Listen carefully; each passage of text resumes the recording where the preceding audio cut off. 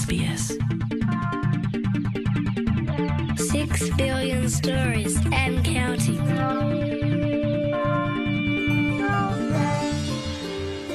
Or when some people say they want to make a difference, they take action.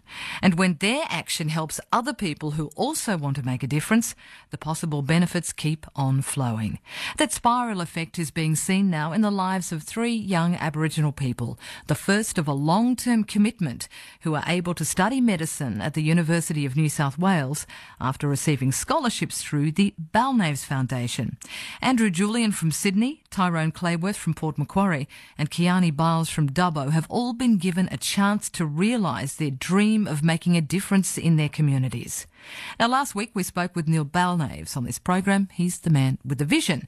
From this week, we'll speak with 3 inspiring young people, each with their own vision. Tyrone Clayworth says his main message is to dream big, take action and ask for support. In 2008, when I was in Year 12, I got news of a program that was running at UNSW, and it was called the Pre-Med program, which is an Indigenous intake of students that occurs in late November. And it basically, you spend a month at uni doing all the things you'd do in a normal med semester, and it's kind of like a trial version of uni. So there's a test at the end, there's an assignment, a group project, and also a reflection, which is a big part of medicine, to be a reflective practitioner. So yeah, through that we learn a lot of the skills that we need, and at the very end, according on how it went over like the period, we were told whether or not we could get a position in medicine based on how we went in that program. So yeah, I attended, and it was really helpful, because to get kind of a step into med before the year started, we felt like we were prepared as well. And as a result of that program, I was also offered the Balnaves scholarship. So yeah, I guess throughout my time in medicine so far, that's been pretty important, like invaluable. Can I just ask you, you're from Port Macquarie, are you Biripi? Yes. Yeah. Biripi. So how are you feeling about coming from up there to Sydney? You're in second year medicine now? From a rural area, I was used to like a tight-knit community feel, I guess. I went to a school and it had about 60 people in my year, so it was pretty small, and it was a big step to come to the big city. I didn't even know how to get a bus at first. Things like that just really confused me, and reading the timetables, and there was, kids half my age who could do it. So that was a big step, and over the time that I was here, I learned, how to be a city kid, I guess. But I was lucky enough to get a position in college, Shalom College. So there's a really good community feel within a college, because there's 129 positions, and that wasn't too much of a bigger difference between my cohort at school. So you make amazing friendships, and that's kind of helped to give a really good support. So I think college has definitely helped me to adjust to uni life. Well, I sort of talked about you being here, but I'm interested in hearing about how you got here. What was the point, as you were going through your teen years, why you decided that medicine was what you wanted to do? This might sound a little cheesy, but I guess like the biggest reason was that I just really wanted to help people. I wanted to try and make a difference. And in my community, Port Macquarie, we had a pretty big shortage of doctors. Like, access is a big issue in rural areas, so I always intended to go back to the country and try to help out by, forming like some kind of little practice so that more people would be able to see doctors. Because I know when I've had to try to see a doctor back home, there's been, like a week you have to book in, and there's really issues with that. So yeah, that was a big part. I thought it'd be a really interesting career, because each day would be different. You wouldn't get the same day twice, and I know there's a lot of influencing factors, and throughout the time that I've been here, I look back in life and find that there's even more that I didn't consider originally. Just recently, I was unfortunate. My grandma passed away, and she was diagnosed with cancer 2 years ago, so before I came into med.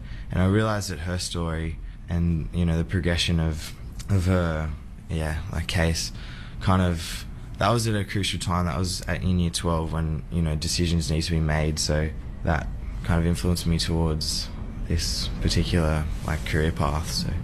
Had you been thinking medicine before then? Yeah, I'd always wanted to do something in the field of health. Maybe I considered physiotherapy because I thought it was an easier entry path. It didn't require a UMAT test or an interview. I also considered PE teaching. My dad's a PE teacher, and I really loved PE in school, so that kind of influenced me towards health a little bit, I think. But yeah, I think the pre-program with Neurogilly that I mentioned before, that was a really big factor that pushed me towards med. So when you were doing that, were there times there might have been when you sort of went, well, maybe this is a bit too much for me, I should just go back home to Port Macquarie? Yeah, there was a very particular instance I remember. It was our first time in the science labs seeing the cadavers in the anatomy. Okay. And that period was like, well, am I really cut out for this? Because it had a lot of effect on a lot of people, and the terminology that's used in anatomy is pretty full on. So I guess that kind of made me, second guess. But I guess I persevered, and I'm really glad that I did. So how are you finding your studies so far? It's amazing. This is such a good course. I don't really know how to describe it, but I'm so glad that I'm here right now. I thought entering first year I was kind of a little bit worried that I might not have what it takes to get through, but I'm a year down the track and I've passed everything to date. Touch wood, it keeps happening. So it's interesting for me because unlike school, there's not things that you learn about that you go, oh, how's this ever going to help me? Everything that you get taught, you go, oh, okay, I can see where I'm going to use this because you can apply it to, hospitals and seeing patients. And I've learnt skills that just help me, in everyday life as well. A big part has been the communication.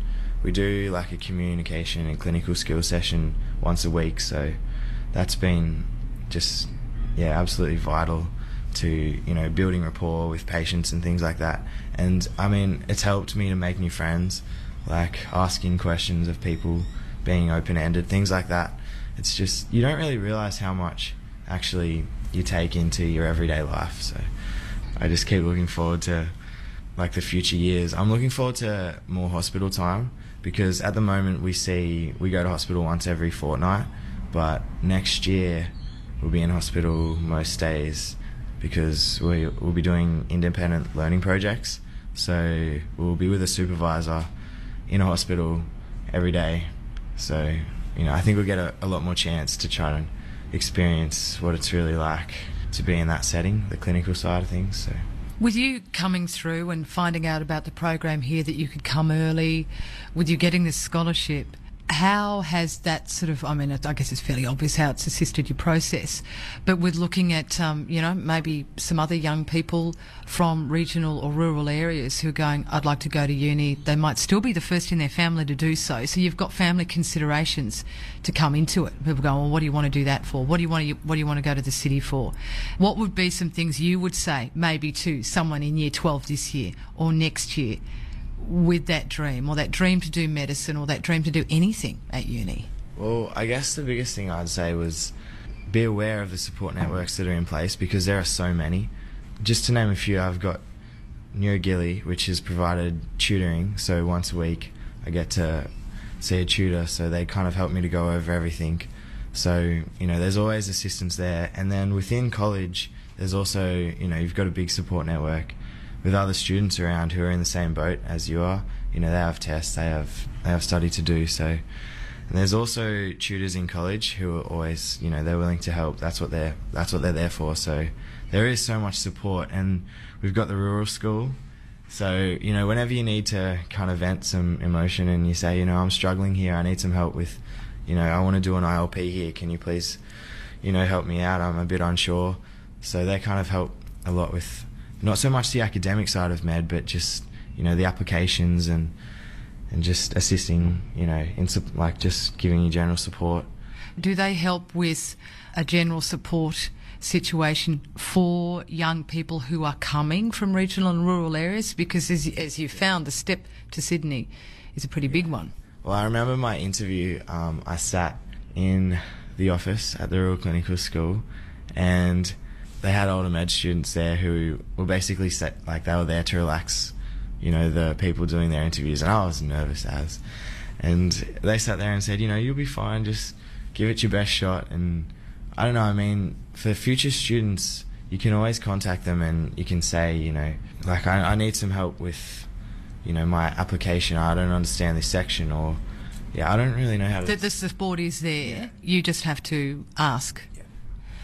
With you saying when you finish your studies, you want to go back to Port Macquarie and start up a practice, is that for anyone in your community? Are we talking Aboriginal community here? Some of those health issues that you might be more aware of now that you're sort of in the whole field? Well, I'd love to target just people from Aboriginal communities as well. But I think with starting up a practice, I guess in the rural area, there's so many people that would need help anyway. Yeah, so sure. Yeah, we have quite a large Indigenous population, so I'm sure that they'd be assisted. Word will get out.